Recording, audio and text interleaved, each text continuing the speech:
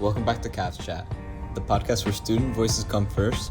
Sit back, listen in, and let's talk Cavs. I'm Nicolas Soto. And I'm Santiago Rodriguez. And today we're going to talk about Invincible Season 4. So, Santi, what do you think about the last season compared to the other seasons? Well, I thought it was a pretty good continuation of the storyline. It dove into a lot of things the comics dives into. I like the characters are introduced, and the new aspects the show added, like the aspect in Hell in season 4, episode 4. It was a pretty good aspect. I'd like to see the continuation. And I guess the aspects of how the animation budget was pretty used like well-roundedly throughout the entire season instead of for the finale, which had a little action this time. So I'd like to see that more in the future, where I guess every single episode is cared for the same way that the finale is cared for. Mm-hmm. That's surprising you're talking about the Hell episode, because that was an episode that was received pretty poorly. What did you like about that episode? And I just liked how we're getting something different from the comics, so it's something that cannot be spoiled to you. And it's just like a new aspect of the show. Like next season we're gonna see dinosaurs, we're gonna see like all these people like Robot come back as a villain. So I guess just adding a new aspect to the show adds some element of surprise. Like I'm not sure. Like what do you think about it? Are you like sure? the episode? no, that, to be honest, is one of my least favorite episodes of the show. Just because I thought like it was a lot of context, and I thought the dialogue was pretty poor overall. But I don't think it is as bad as people say. But however, it's one of the weaker episodes in the show. What do you think was your favorite episode of the season?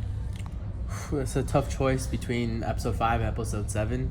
I love Conquest. He's one of my favorite characters. I love the way he adds an element of like fear in like the Viltrumite Empire, and how he kind of expresses himself as an outcast, as someone who should be feared even by his own people. And the fight scene there was really well animated. It was really scary at times. Mm-hmm. And I love the fight he had with Mark as Mark was choking him out. But episode 7 was also amazing, as Thrag was seen as like the most powerful leader ever, and basically an unstoppable force. Do you think Thrag or Conquest is a better villain? Well, I like both. I feel like Thrag is like seen as unstoppable force, and I think that's pretty cool. But I mean, we've seen more of Conquest, and I like his like storyline and how he's like lonely, and like that, like the line that he's not even given a name, just a purpose. I feel that's pretty cool thing. So I guess overall I like Conquest more, but I'm very excited to see more of Thrag, and he's such a menacing villain. I know there was like complaints about his voice actor, but I think his voice actor does an excellent job. What do you think, Sant? Yeah, I think the voice actor was perfect. Besides episode 6, where it was a little faulty, he only had a couple lines, so I don't blame the actor. But episode 7 really showed us like how truly scary he can be. So I'm really excited to see him next season. And one last controversy. There was the gender swapping of Tech Jacket. Me personally, I had no problem with it, but some people did.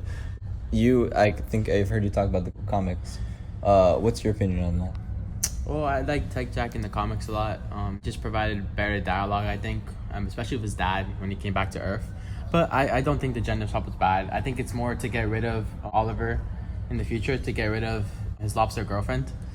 And it was just like, it's just a gender swap and change the story a little bit. Like, none of us talked about when the girl's name, the bug girl, what's her name? The Shrinking Ray. When Shrinking Ray got gender swapped, I think that was a perfect gender swap. I think I added so much to the story. I think Rex got a lover because of that, and added so much like emotion because he died. So I think they're gonna do something really similar with Tech Jacket, and so I don't mind the gender swap at all.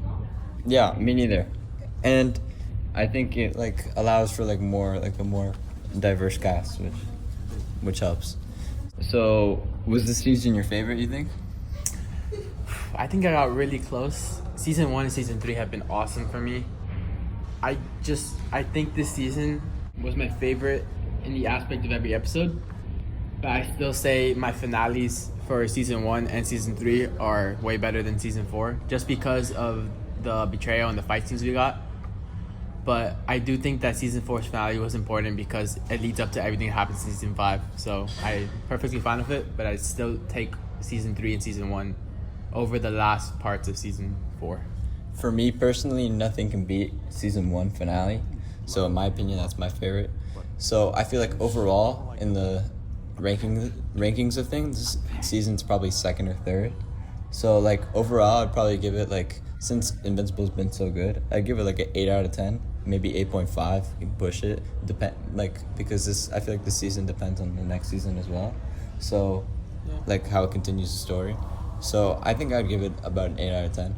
What do you think, Santi? I completely agree. I'd probably give it a 9 actually, because I think every single episode in the season, besides maybe episode 4, was really important to the plot. Like in season 1, we saw like I guess 2 to 3 episodes where it was just leading up to Invincible and he was a new hero. But this episode, every single episode was about, or this season, every single episode was something important, some background story, something about Thrag, something about the Butcher Mind. So it's something like you must watch to understand the show. So overall, as a season, I gave this 9 because almost every single episode had some sort of plot leading up to season 5. But finale-wise, I did think it was a little weaker. Some stuff we did not see, like Mark confronting Cecil about Conquest, or I guess his hallucinations were just a little vague at times, especially the first one. It could have been better. But as a season, this is a solid 9 because all the backstories are my favorite parts. Seeing the Viltrum Empire at its peak was probably the coolest thing we've ever seen in Invincible so far, or one of the coolest things. And seeing Thrag just be an absolute, like, almost god tier level was just an amazing watch. No, thank you, Santi. Those are some great points. Thank you for joining us. And as always, go Cavs.